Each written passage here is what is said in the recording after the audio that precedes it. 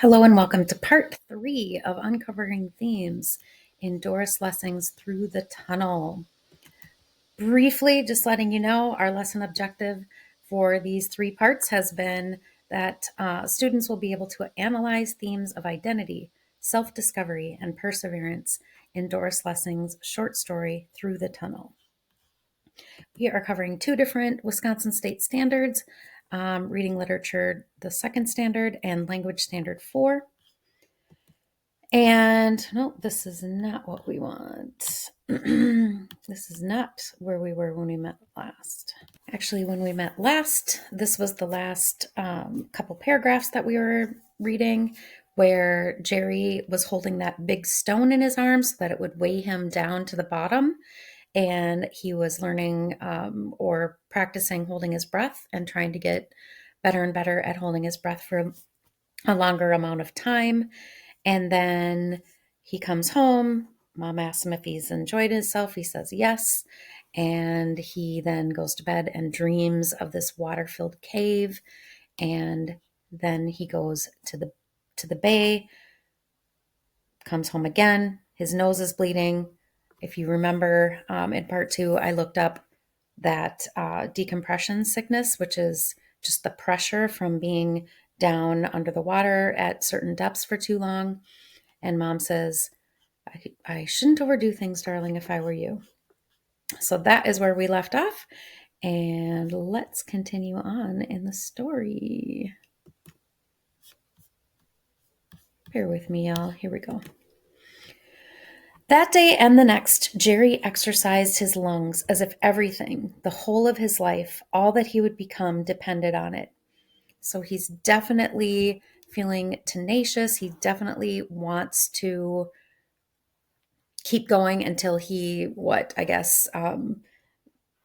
overcomes or perseveres or, gets through this challenge, right, of getting through this tunnel. Again, his nose bled at night, and his mother insisted on his coming with her the next day. It was a torment to him to waste a day of his careful self-training, but he stayed with her on that other beach, which now seemed a place for small children. Ooh, there is another indication that he is growing up. Now that safe beach, that safe place with Mom, seems far too immature for him. He has experienced things that have matured him. But he stayed with her on that other beach, which now seemed a place for small children, a place where his mother might lie safe in the sun. It was not his beach. So his beach is not what it once was. He did not ask for permission on the following day to go to his beach. There is another indication that he is maturing. He didn't ask for permission. That's a growth thing for him, right?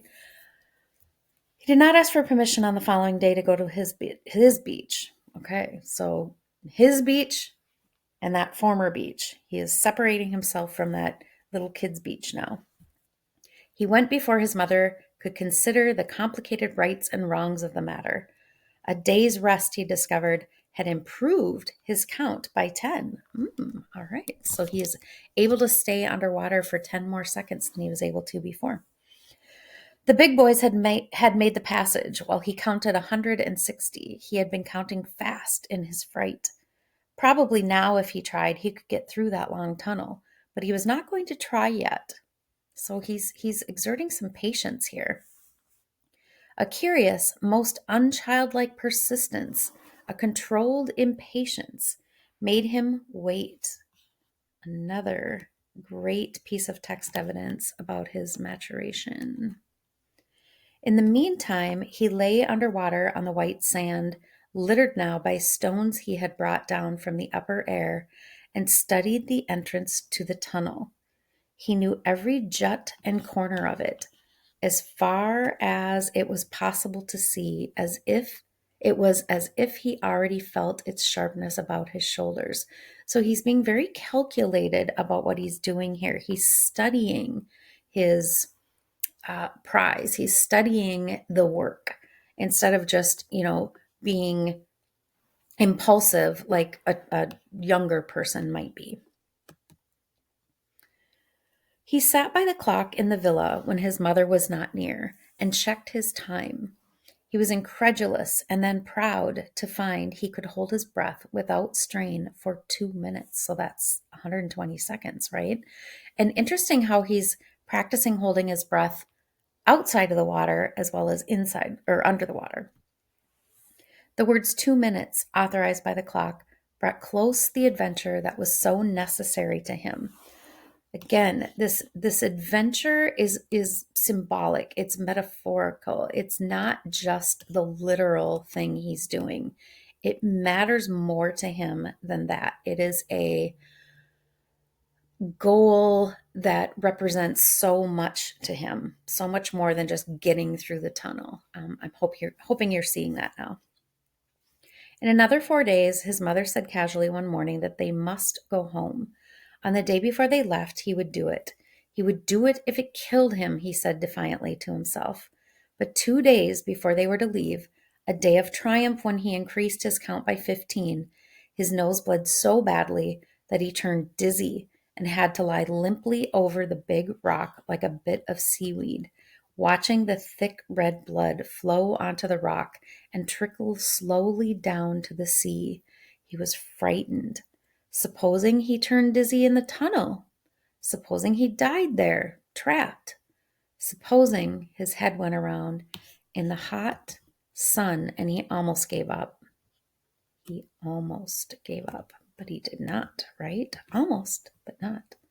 And if we're going to be asked to look for textual evidence that he's overcoming great odds, this would be a great area to point out if we're going to be coming back and looking at places where he encountered some difficult, if not dangerous, things in this encounter of his. This would be some good text evidence. So let's highlight that for now. All right, he almost gave up, it said, but he didn't. He thought he would return to the house and lie down, and next summer, perhaps, when he had another year's growth in him, then he would go through the hole. But even after he had made the decision, or thought he had, he found himself sitting up on the rock and looking down into the water, and he knew that now this moment, when his nose had only just stopped bleeding, when his head was still sore and throbbing because he's got that decompression sickness, this was the moment when he would try. If he did not do it now, he would never would. That's an interesting thought. Why does he think that?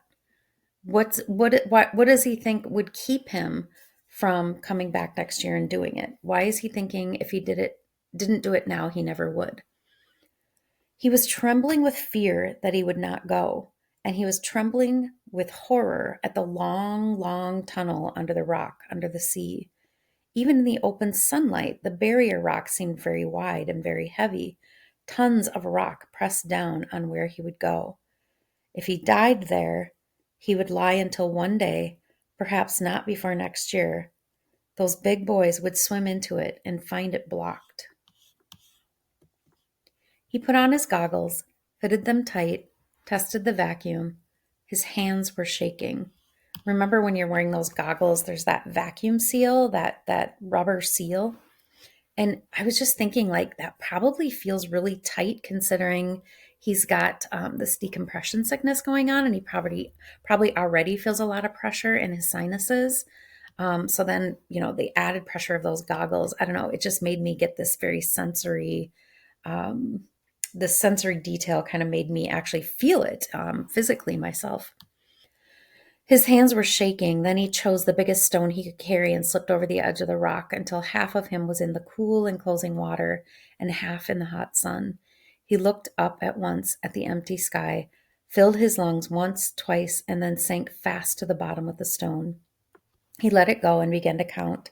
He took the edges of the hole in his hands and drew himself into it, wiggling his shoulders in sidewise, as he remembered he must, kicking himself along with his feet. Soon he was clear inside, and we remember he's inside the tunnel, right? He was in a small rock-bound hole filled with yellowish gray water. The water was pushing him up against the roof. The roof was sharp and pained his back. He pulled himself along with his hands, fast, fast, and used his legs as levers. His head knocked against something. A sharp pain dizzied him. 50, 51, 52. He was without light, and the water seemed to press upon him with the weight of rock. 71, 72. There was no strain on his lungs. He felt like an inflated balloon.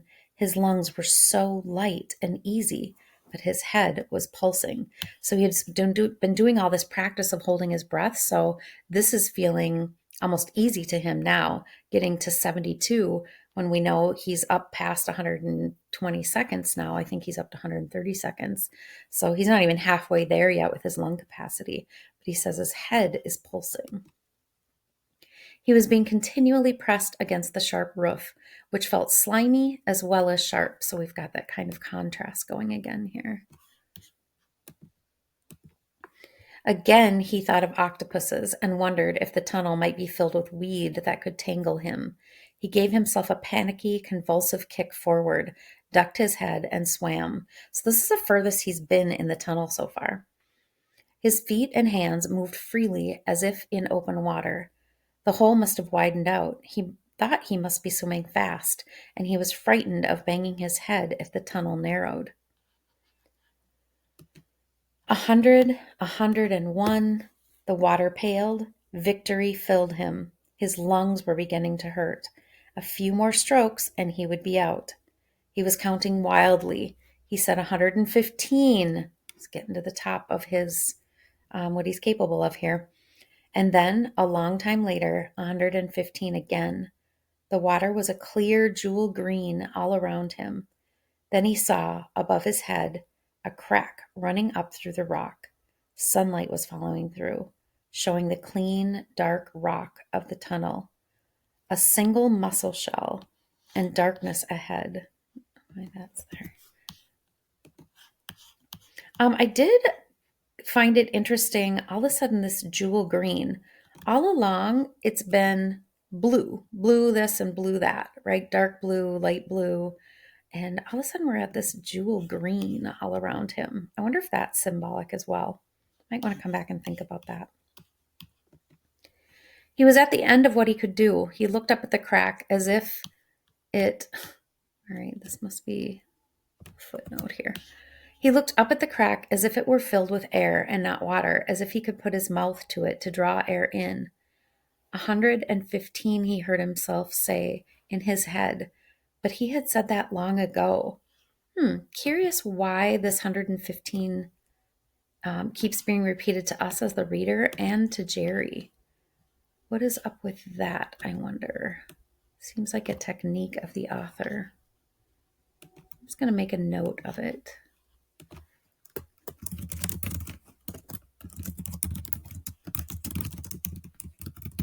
We remember anything that's repeated is important, right? An author is showing us importance. So why is that being repeated? I guess I can make that a little larger.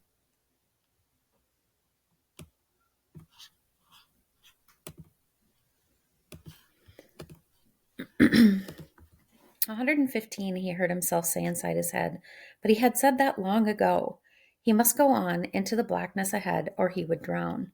So he doesn't have a choice at this point, right? He can't go back. It's further back. He's got to keep going, got to go forward. His head was swelling, his lungs cracking. 115, 115 pounded through his head, and he feebly clutched at rocks in the dark, pulling himself forward. If you've ever done that, like grabbed onto something to push yourself forward, I can feel him doing that. Leaving the brief space of sunlit water behind, he felt he was dying. Wow, so there's another point where he is definitely experiencing some difficulty here. He was no longer quite conscious, so he's kind of feeling maybe a little delirious at this point, probably from a combination of things, one of them being lack of oxygen. He struggled on in the darkness between lapses into unconsciousness. An immense swelling pain filled his head, and then the darkness cracked with an explosion of green light.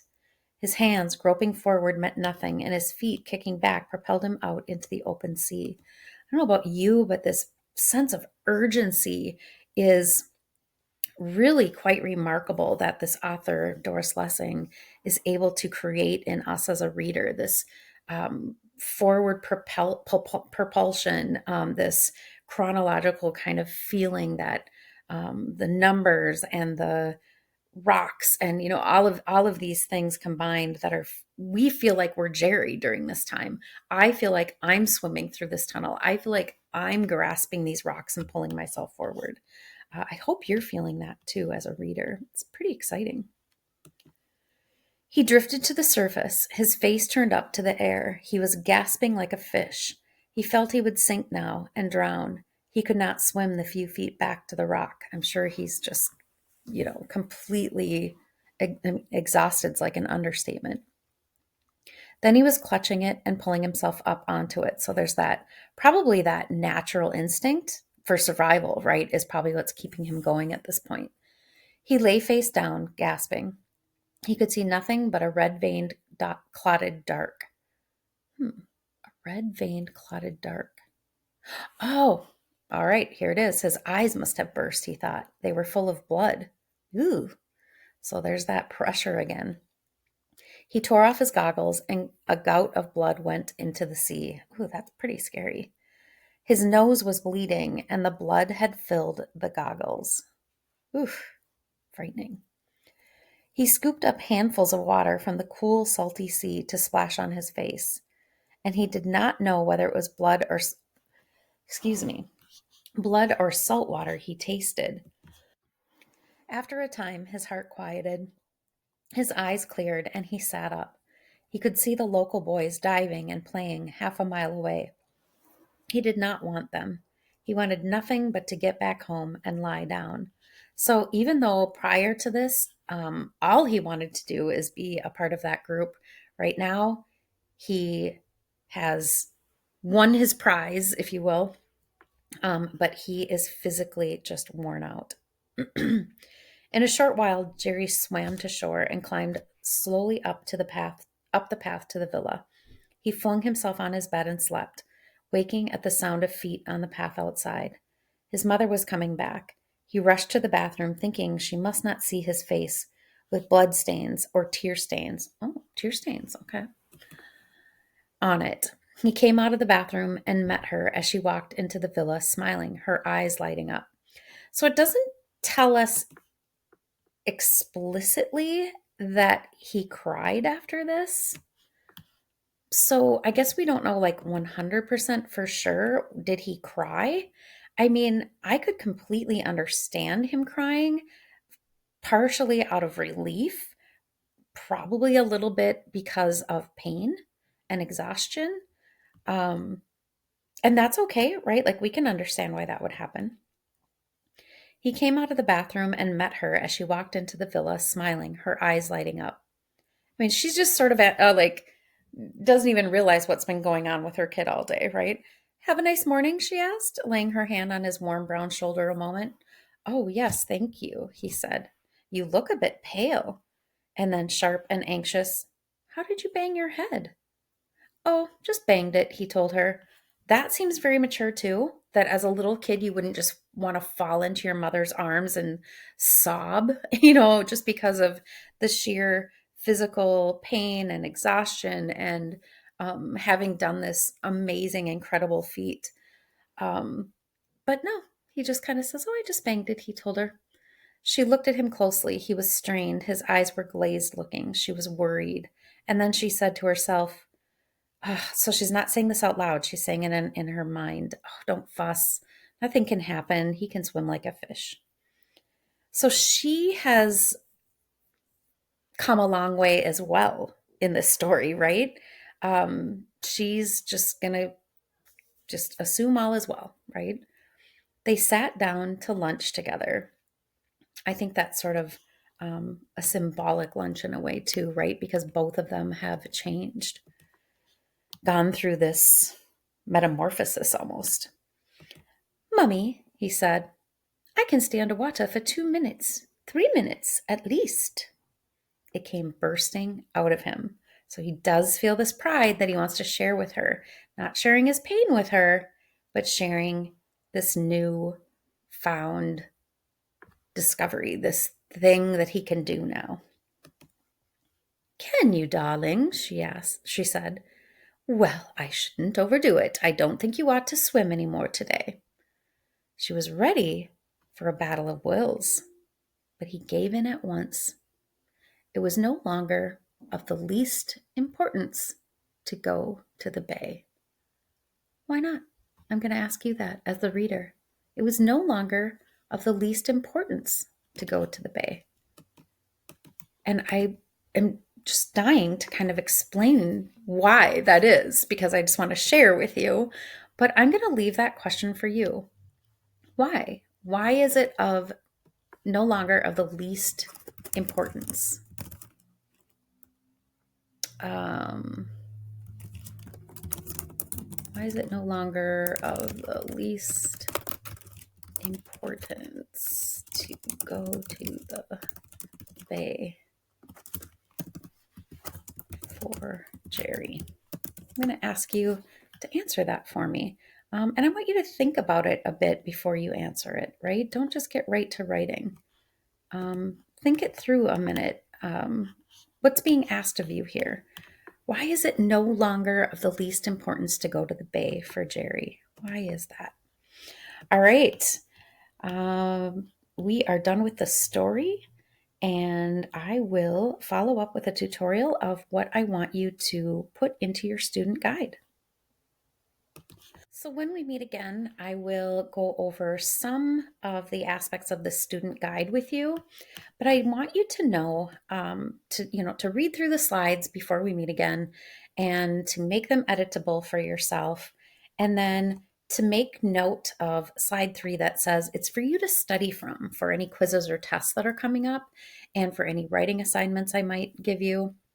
And it's strongly encouraged that you keep adding to it as you're going through these tutorials, as you're reading the story on your own. You heard me read it in sort of a close reading style, but it's important that you go back to the story, which you're going to be able to do because I've given you a link to the story here on slide 4. If you click this, it will open up a Google Doc with the complete story and line numbers, because I'm going to be asking you for line numbers when you refer to specific things from the text.